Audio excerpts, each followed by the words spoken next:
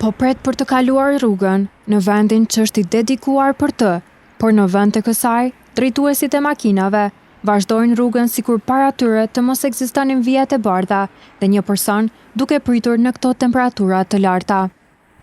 Për të kaluar rrugën, ajo që duhet të jetë një drejtë themelore, po duket si një mision i vështirë. Gjatë qëndrimit të ekipit tonë në terren, pam me 10 raste ku ato mjetet nuk ndaleshin në vendkalimet përkëmsor, duke rrezikuar drejt për drejt jetën dhe sigurinë e qytetarëve, përveç pritjeve të gjata që ata detyroheshin të bënin. I mlefosur shprehet një qytetar, i cili thot se ka pasur raste kur edhe vet është përballur me situata ku drejtuesit e automjeteve nuk i kanë dhënë përparësi, ndërsa shton se kontrollet e policisë po fokusohen kryesisht te tejkalimi i shpejtësisë. Po, më ka ndodhur shahar, nuk nalen automjetet, vjet e bardha janë për komsor. Respektim nuk ka, shpejtësi të mëdha, në komunikacion nuk ka rregulla. Është ka fjala, ka pushteti.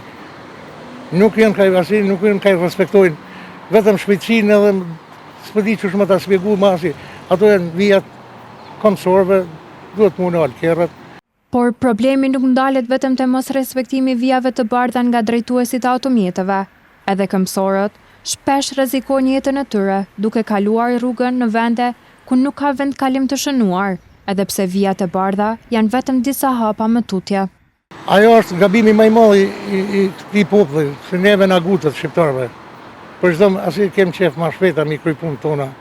Ajo gabimi më i madh se nuk dihet. Është vendi i caktuar, më tregu të vërtetën është vendi i caktuar, ku duhesh më shku me na nuk jemi vetë dishun.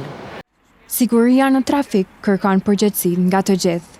Në këto ditë, ku rrugët janë më të ngarkuara edhe për shkak të ardhjes së mërgjimtarëve, prandaj nevojitet më shumë kujdes dhe respektimi i rregullave nga secili pjesëmarrës në trafikun rrugor, sepse një moment pakujdesie mund të shndrohet në një tragjedi.